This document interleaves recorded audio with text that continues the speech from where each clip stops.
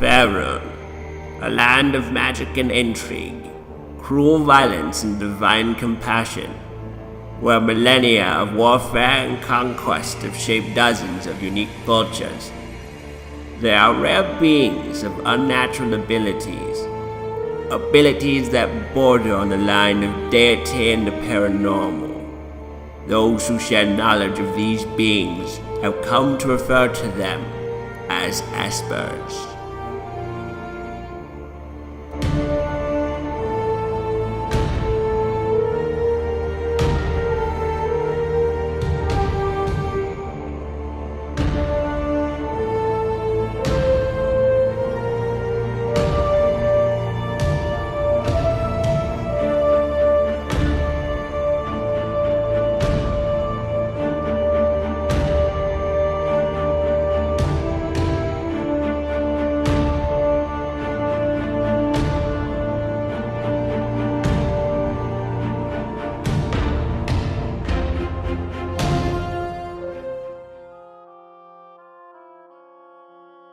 It's been 2 days since your run-in within the ruins. 2 days since meeting Langi and acquiring the Keystone fragment. 2 days since the Knight in Silver, Balkris, stayed behind so you could all escape. On the eve of the second night, you set up camp. Tomorrow you'll be approaching Everlund Pass, which junctions to Silverymoon and Everlund respectively. Which way will you go? Return to Silverymoon to report everything that has transpired? Or journey to Everlund and follow up on Langi's lead regarding the Keystone and its fragments? What do you all think we should do? Let's see, be debriefed by these weirdos who decided to set us free, or go have some fun. But this definitely does go deeper than what we thought. Well, Swissfoot has currently had enough of Silverymoon for a little bit. I think we should, follow her opinion. Let's go explore some freedom for a little bit. Well, I can't necessarily argue on that point. Now, obviously, I've no idea what your business is with Silverymoon, and I won't pretend to care. But obviously, I certainly want to follow up on these key fragments, and hopefully, maybe I can get mine back in return. Keep hoping. Is there anything you wish to do during this long rest? Briefly, I would just be sitting next to the campfire by myself, saying a prayer for Balkris for sacrificing us. Sacrificing you? Sacrificing himself for me, yes. But, he was an honorable warrior. Just enjoy the stars. So yeah, Swift will start digging through his backpack, looking for the amulet. He'll come across his small lockbox with his keepsake from his parents that he never really get to know. He kind of has a sad memorable moment over it, toss around, put it back. Hey Berlau, you seem to be more of the affinity for the arcane arts. Is there any way you could check out this spear that I got from Obad? I guess you could say in training, but... What are you trying to do with that? Oh yeah, you have kind of a ability for magic as well. Yes. Well, not so much magic. I dabble a bit. It's more of, my researcher abilities. As I mentioned, genius researcher, but you don't really care about it so much. How about you two collaborate? I'm going to sleep. Let me go ahead and take a look at that. Ooh. Like I said, he'll climb a tree and kind of curl up near the fire. Definitely something magical about this. I can identify it, if you prefer. Sure. Tell me if it's useful or not. That's all I care about. Well, I need certain components. I can probably do it when we're at Everlund. With a pearl, I can go ahead and identify the spell. Langi, I think you lost him. Just trying to help. The journey to Everlund proves to be a dismal one. Over the course of the next 3 days, you journey through the Upper Ravin Vale, passing near a handful of small towns and hamlets, each of them sharing a similar fate to that of Orr's Rest. The first day links your path with a caravan of refugees. Much to your expectation, this group is lacking in adult males. While you spot a handful within this group of 100 or so, many of the males' numbers stem from the soldier escorts, a part of the Vale's militia. Now, with this group, do you want to essentially just be yourself, or do you want to try to blend in? I will go ahead and do the minor illusion just to kind of help blend in a little bit better. Get rid of the horns, and then try to see what information I can gather from the different refugees. I'm just gonna go as is. There's, Okay. I look more humanoid than If they're just gonna go all in and she's just kind of making herself look human, I'll just go as is. I'm not gonna even attempt to. Morgana. No one seems to truly notice or question your presence, as you're able to weave in and out of the group without drawing any attention. I told you. For Burlisle and Swift, many of the refugees make no attempt to mask their disdain of you. They keep a wide berth and avoid any major eye contact. You also sense that the militia guards keep a close eye on you at all times. Morgana, as you are making your way through the group, give me an investigation check. Natural 20.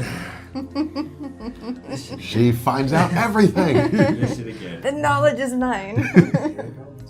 One thing you hear whisper on, so my cousin is Vale Guard. He was talking about the orcs.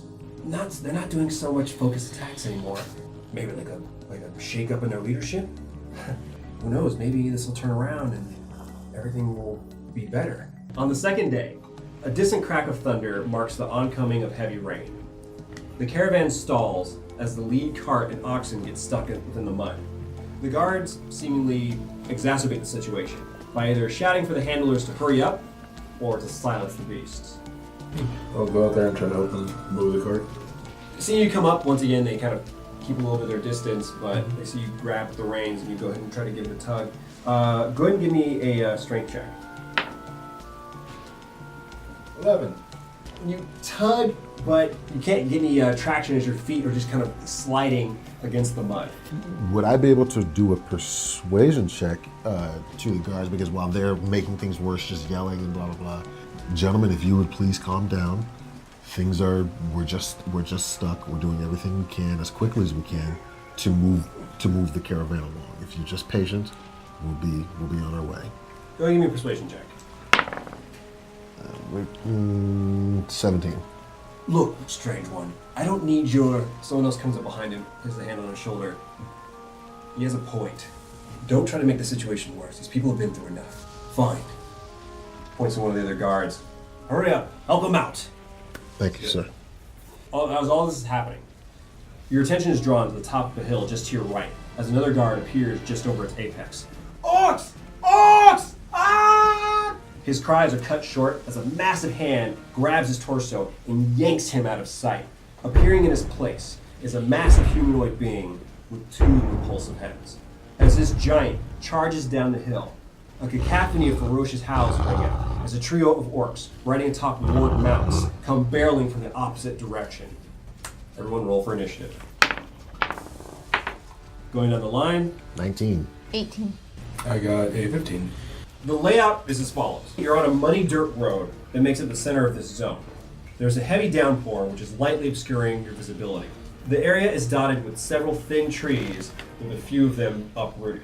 A bulk of the Vale guards have broken off away from the caravan to meet the orc riders that are coming in from the opposite direction, while a few hapless archers fire upon the Etten, who is currently cutting its way through the refugees about 40 feet from where you currently stand. Burlisle, it's your turn. What do you want to do? Gonna make an attempt to see him charging. I'm gonna try to cast my hold person. I have to make a wisdom saving throw? Spell save DC 14. No, he makes it. Man. So his body starts to slow down momentarily, and then it shakes it off. What was that? I will wait. You see that there? I will go ahead and do my crossbow at him. Do you want to come a little closer, or do you want to be right where you are? No, I will move closer. Let's go 10 feet. You reach out, fire for your crossbow. Go ahead and give me an attack roll. 19. When fighting against the rain, the bolt fires out and sails true. Go ahead and roll your attack or damage. 4. Kicks out a refugee, knocks over one of the carriages. Suddenly, a bolt flies into one of their necks, taking 4 damage. For its turn, it's going to go ahead and charge in your direction. As it's going to go ahead and make 2 attacks at you. The first one, 11. Yeah, I figured. The second one is a natural 1. So, as it comes around, one arm swings down, a large club It hits right next to you as you just go ahead and you tuck and roll, tumble away, as the other attack, which looks like a tree trunk, slams right in front of you as you stop short from your tumble. Swift, it is your turn. So now that it's next to her, how close is it to me? Essentially about 10 feet now. Okay. I'm going to get into flanking position. Attempt to spear it with Mobad's spear that I pick up in the back of the knee. 22. So 7 points of piercing damage. You go ahead and you charge up, place the spear in the back of its knee, buckles momentarily. It does seem to sink in pretty well. It's a finer cut. Since it did hit, I would like to use a key point to have it not take reactions this turn. Putting a key point, you slash just a little bit, you cut out some of the tendons, and it essentially is a little shaken up. It cannot take reactions this turn. Well, fuck you. Anything else for your turn? Then yeah, I'll use some more of my standard movement to get about 40 feet away. Next are some of the hapless archers who are going to try to fire at it. Both of them pull back on their bows and they release a volley. 2 arrows, one hits and splinters against its head, just to its thick hide, as the second one sinks into its upper torso, dealing 6 piercing damage. Burlau, it is your turn. You are 10 feet away, as right now it is towering over Morgana. Well, yeah, first I'm going to actually go in and do my inflict wounds on this thing. Yeah, give me the attack roll. And it'll be with advantage because Morgana's in range. Yep. 19 plus 6, so 25. You touch the exact same wound that Swift left. That wound grows black and sickly as these black veins start running up against this leg and up its thigh. 12. 12 damage. So that's a nasty hit for him. I'm going to use my bonus action to throw my shield of faith to Morgana. Thanks, Burley. This haunting black aura leaps from your body and begins to encircle around you, Morgana. Morgana, it is your turn, and this thing is currently being flanked with Burlau's help. I'll go ahead and do a dagger attack. So, 22. 22 definitely hits, yeah. Because it's flanked, it actually gets to add sneak attack damage. So roll 2d6. 3. How much? 3. 7. So- Math. With it distracted, turning back toward Burlau, you go ahead and you take your dagger and you stab into its upper thigh, drag it down a little bit, yank back out. That's a horrible wound to inflict. Like, pull it and then just kind of... Anything else for your turn? Yes, now I'd also like to use my crossbow. Okay, so 21. As you stab into the upper thigh, you drag it down, you quickly reach up with your other hand, you fire your wrist crossbow up into its lower torso. Very nice. Very, very nice. Thank you. It still seems to be maintaining pretty well. It's looking sickly and it looks like its leg is messed up, but it looks like a pretty hardy creature. Incredibly angry, the 2 heads. It's going to make 2 attacks. The first one's going to be down at Burlau. 20 for you, Burlau. Unfortunately. Smashes right into your clavicle and almost like kind of cripples you. You take 14 bludgeoning damage. And the second one's going to be at you, Morgana. No. 12. Nope. Yeah. Just missed me. You're welcome. Sorry, Burley. You kind of just sidestep it as it just upswings, you just narrowly evade. Close, but no cigar. Swift, your turn. And I will use partial movement to step in and get in flanking position as well. Again, I will stab in with my spear that I have from Mobad. 19 to hit. That hits.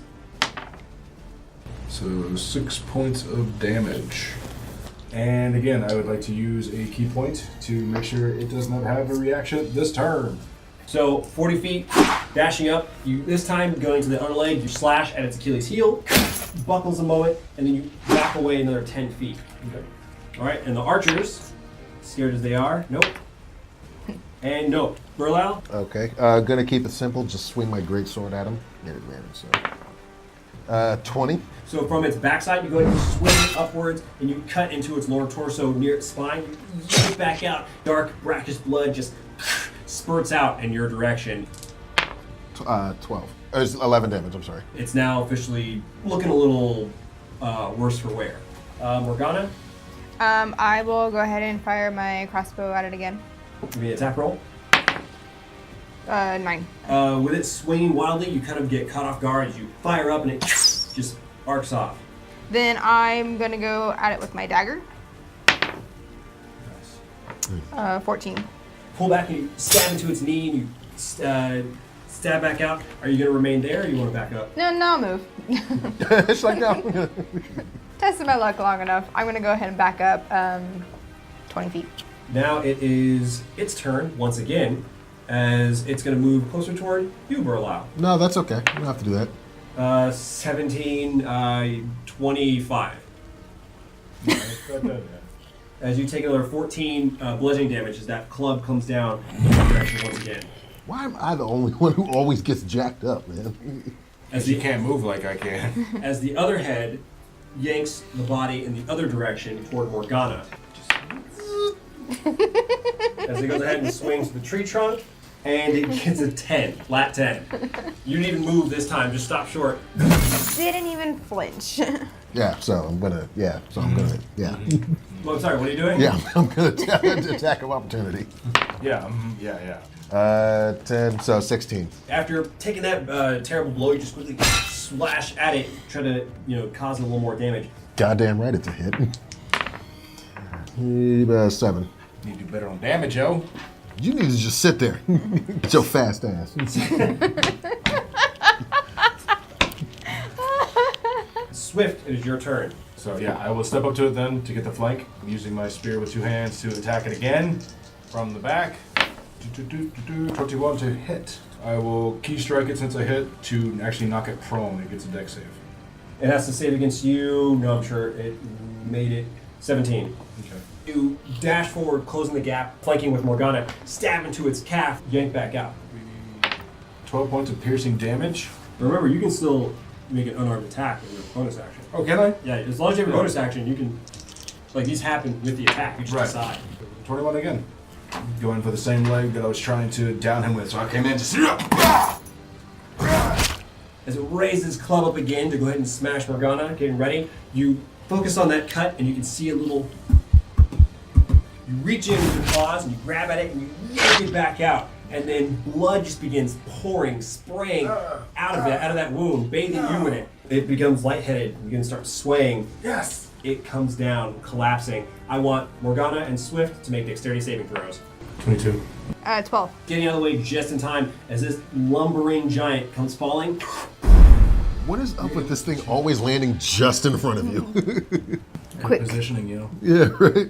As the engine fell and creates a cloud dust and starts to settle and they're all coming in, they focus back in on Swift. He's like, oh, it's horrible.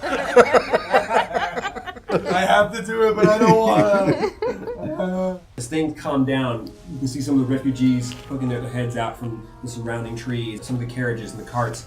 The individual you had spoken with before gives you just a brief nod, acknowledgement.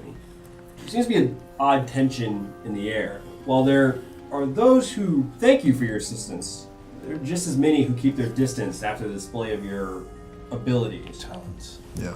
The last leg of this trek proves to be an awkward one. On the third day of the trek, the caravan passes through miles of peaceful farmland. Then a scenic course along the Robin River until you come upon a massive wall of stone built around the river itself. Before you lies Everlund. The caravan begins to break up here as the refugees make their way towards a collection of large tents along the outskirts of the city, while merchant traders and various travelers approach a large entryway known as the Upriver Gate. Stepping through the gate, the broad cobblestone path reaches out as far as your eyes take you. Humans seem to make up the strongest presence within the city, with elves and half-elves being a close second. Aye, first things first. I've got to go see my friend about our artifact, so I'll be taking that back if you don't mind. I don't know. Anything you have to do with that rock, we will go with you. Give me a persuasion check. It would be best if you had a chaperone with you, maybe. 14. 5. I was going to suggest that you all wait for me at the Dreaming Dragon Tavern or go do some shopping if you need. But fine. Just Don't go causing me any additional trouble, okay? Actually, Morgana, I think it might be best if you hide your horns. If we have someone who looks like them, might be better to vouch for us. What's wrong with my horns? They You don't like my they are horns? quite exquisite horns. I didn't say they weren't. I'm just trying to keep the temperament at ease for the people. My minor illusion is worn off at this point, correct? Yeah, but you can always. It's a cantrip. Okay. We can always do it.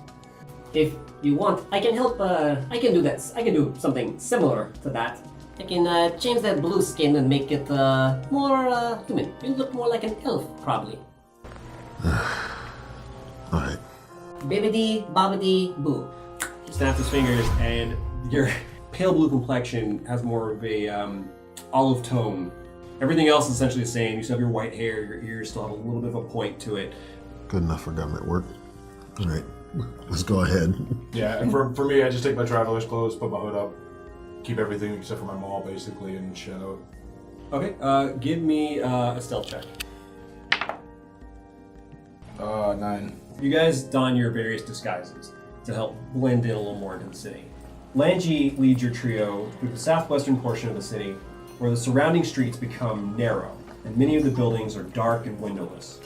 Your nostrils fill with the scent of incense and exotic spices, your ears with strange languages and accents.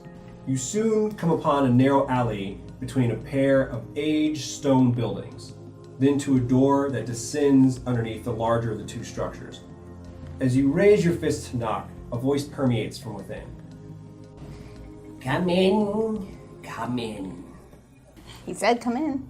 Cautiously. People are friendly so far, yes? You enter into a cramped space, surrounded by countless shelves lined with baubles and odd trinkets. The walls are shabbily decorated with gaudy velvet drapes, while the scent of incense is heavy for anyone not used to it. You hear the voice perk up once again just beyond the clutter of shelves. I'm in here, don't be shy. Can't tell past all these incense smoke. Oh, it's horrible. It's even too much for my senses. I love it. Your attention shifts to a dimly lit alcove flushed with a mismatched collection of pillows ranging from large and small, ornate and tawdry. Sitting amongst them is an aged, gnomish woman reading through a number of cracked tomes. Why do you seek old Feli?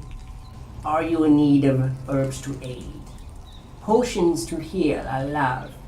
Perhaps you seek a lost love? Or wish to speak with someone from beyond? Feli can help. And that's where we're going to go ahead and end this session.